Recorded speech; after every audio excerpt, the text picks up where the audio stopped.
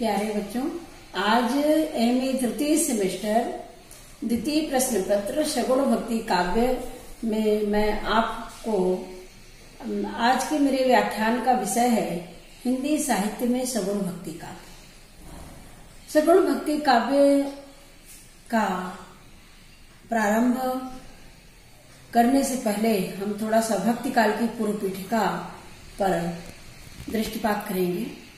भक्ति काल का प्रारंभ 1375 से 1700 ईस्वी माना जाता है और भक्ति काल को हिंदी साहित्य का स्वर्ण युग कहा जाता है।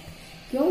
क्योंकि काव्य की दृष्टि से, रचना की दृष्टि से, भक्ति की दृष्टि से, साहित्य शिल्प की दृष्टि से, भाव पक्ष, कला पक्ष, साहित्य के जितने प्रतिमान होते हैं बच्चों, सब संवाद सौष्ठव सब की दृष्टि से भक्ति काल हिंदी साहित्य का स्वर्ण युग इसलिए है कि इसमें इस काल में ऐसे ऐसे महान प्रतिभाओं का प्रादुर्भाव हुआ जिनका स्मरण करने से हमारा मन श्रद्धा से नतमस्तक हो जाता है।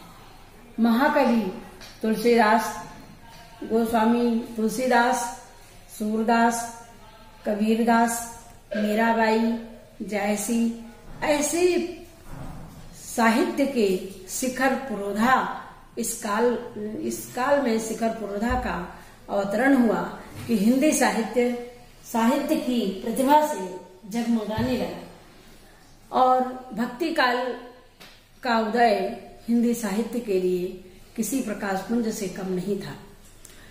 भक्ति काल की दो धाराएं थी, सगुण और निर्गुण। सगुण में भी दो धारा हुई, ज्ञानाश्रयी और प्रेमाश्रयी।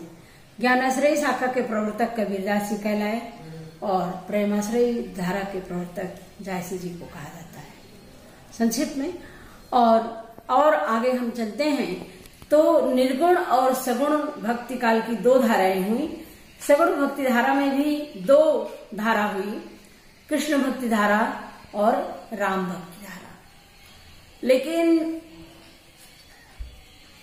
सगुण भक्ति काव्य धारा का सगुण काव्य भक्ति की अगर हम चर्चा करते हैं तो पहले हम सगुण और निर्गुण पर थोड़ा जानेंगे कि निर्गुण क्या है और सगुण क्या है। निर्गुण ब्रह्म से तात्पर्य ये है कि कबीर ने निर्गुण ब्रह्म को अपने साहित्य में स्थान दिया। कबीर का कहना था कि इस संसार में जो परब्रह्म है वो निराकार है, उसका न कोई आकार है, ना उसका कोई अस्तित्व है और ना वह किसी रूप में हमें दिखाई देता है। वह जो परमात्मा है वह अनिंद्य है, अखंड है, अविनाशी है, अविकारी है। ये कबीर का विचार था। और सगुण भक्ति धारा के कवियों का कहना था कि परमात्मा जो है वो जीवधारी है, शरीरधारी है और वह हमें दिखाई देता है, वह लीला करता है, वह ईश्वर के रूप मनुष्य के रूप में अवतरित होकर के और ईश्वरीय कार्य करता है। संक्षेप में सगुण और निर्गुण का ये हम आपको स्वरूप बताए। गोस्वामी तुलसीदास जी ने निर्गुण और सगुण के विषय में कहा, बड़ी सुंदर बात कही कि अगुण ही सगुण ही नहीं कछु भेदा, अगुण ही सगुण ही नहीं कुछ भेदा, गांव ही मुनि पुराण बुध वेदा। यानी कि निर्गुण और सगुण में कोई अंतर नहीं है। जहां निर्गुण है वहां सगुण है। जैसे एक रोटी है, उस पर आप जो दृष्टि डालेंगे किसी को वह बहुत अच्छी दिखेगी, किसी को रूखी दिखेगी। देखिए, आप अपने मन से जिस चीज की कल्पना जैसा करेंगे वैसा ही आपको वह दिखाई देगा। मन के हारे हारे है, मन के जीते जीत और मन ही ते पाइये पार ब्रह्म प्रति।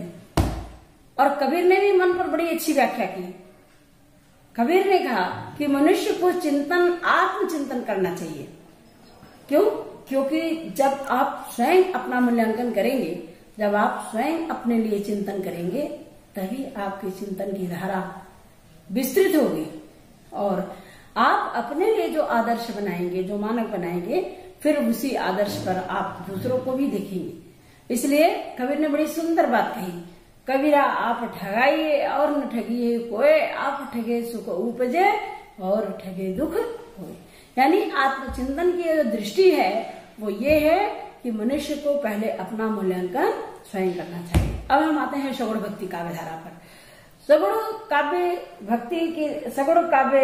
भक्ति में गोस्वामी तुलसीदास, मीराबाई और सूरदास का नाम विशेष रूप से उल्लेखनीय है। सूरदास जी ने लिखा कि उन्होंने भगवान कृष्ण को अपना आराध्य माना और कृष्ण को अपना आराध्य मान करके उन्होंने अपनी साहित्य साधना उन्हीं के चरणों में समर्पित किया। और उन्होंने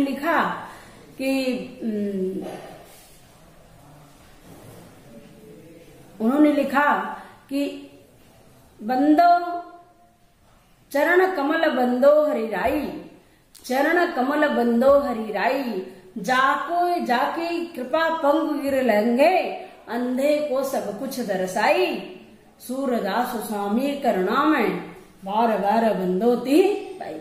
यानी उस परमात्मा की कृपा जिसके ऊपर हो जाती है वह इस अथाह भवसार संसार सागर से पार हो जाता है, उसको मोक्ष की प्राप्ति हो जाती है। इस प्रकार तुलसीदास जी ने भी लिखा। तुलसीदास जी ने बिना पत्रिका में सगुण भक्ति का परिचय देते हुए लिखा कि जागु जागु जीव जड़, जागु जागु जीव जड़, जोहे जग जामिनी, जागु जागु जीव जड़ जोहे जग जामिनी, देह गेह नेह जानु जैसे घन दामिनी। अर्थात हे मनुष्य जाग जाओ, जाग जाग जीव जड़। यहाँ पर आप मेरी बात पर ध्यान दीजिए, दो शब्द है, जीव और जड़।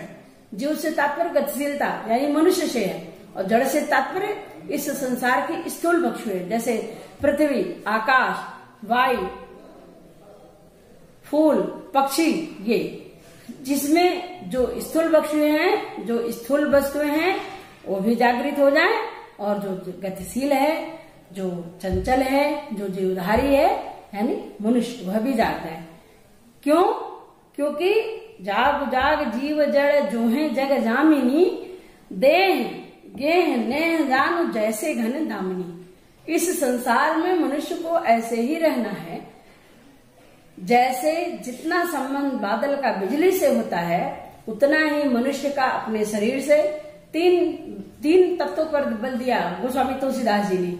देह यानी शरीर, गेह यानी घर, और नेह माने परिवार से नेह प्रेम। यानी मनुष्य को अपने शरीर से, अपने घर से और अपने जीवन से उतना ही संबंध रखना चाहिए जैसे घन दामिनी, घन माने बादल, दामिनी माने बिजली, जैसे बादल का बिजली से होता है उतना ही संबंध मनुष्य को इस संसार में अपने परिवार, अपने शरीर और अपने घर से रखना चाहिए। ये तुलसीदास जी का दर्शन है। इस संसार की जो माया है उस माया में लिप्त होकर के मनुष्य अपने कर्तव्य पथ को भूल जाता है। सगुण भक्ति कवियों ने हमें कर्म पर प्रवृत्त रहने की प्रेरणा दी है। और गोस्वामी तुलसीदास जी ने बहुत सुंदर रामचरितमानस में लिखा कि कर्म प्रधान विश्व करी राखा, सगुण भक्ति काव्य हमें जीवन जीने का संदेश देता है। वह गतिशील मनुष्य को कर्तव्य पथ पर आगे बढ़ने का प्रेरणा देता है। गोस्वामी तुलसीदास जी ने लिखा कि कर्म प्रधान विश्व करी राखा, जो जस करहि सो तस फल चाखा। मनुष्य को कर्म करते हुए संसार में अपने जीवन को समाप्त कर देना चाहिए।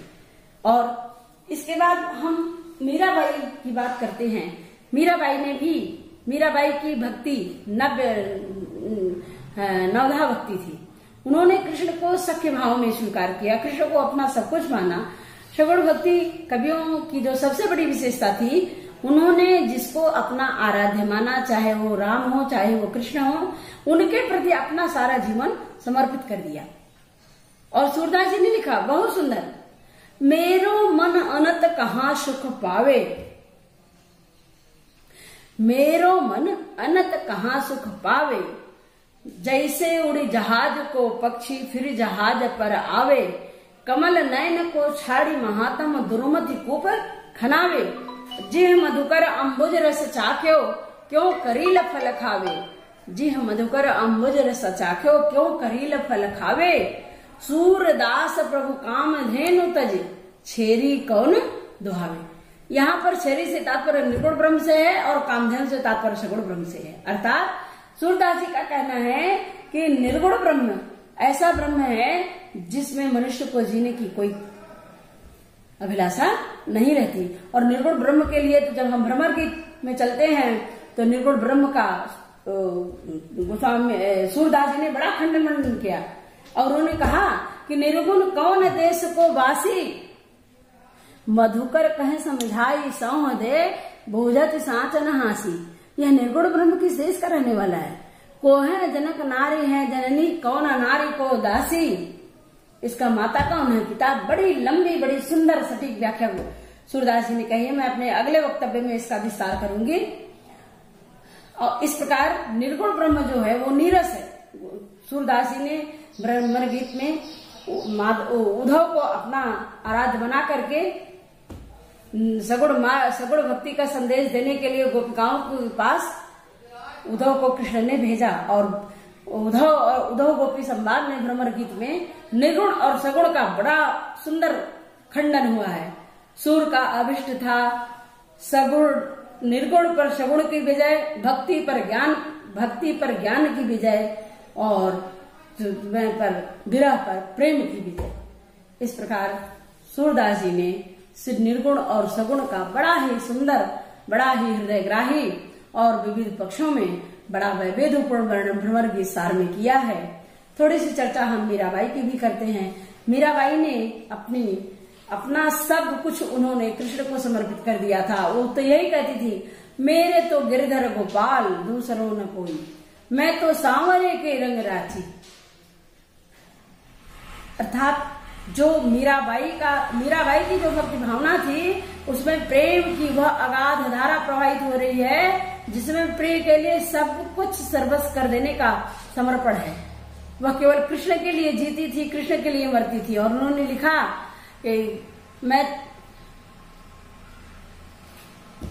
लिखा कि मैं तो सांवरे के रंग राची, मेरे तो गिरधर गोपाल दूसरो न कोई, सूली ऊपर शेष बगा की किस विधि मिलड़ा होए, घायल की गति घायल जाने की जड़ लाई हो। और अंत में बच्चों हम इस सगुण भक्ति काव्य धारा को यहीं पर विश्राम देते हुए अपनी वाणी को विराम देते हैं। कल फिर हमारी चर्चा होगी, कल हम फिर मिलेंगे और कल हम फिर चर्चा करेंगे भ्रमर गीत सार। कल का हमारा व्याख्यान होगा सूरदास जी के भ्रमर गीत सार पर। धन्यवाद। वंदे मातरम।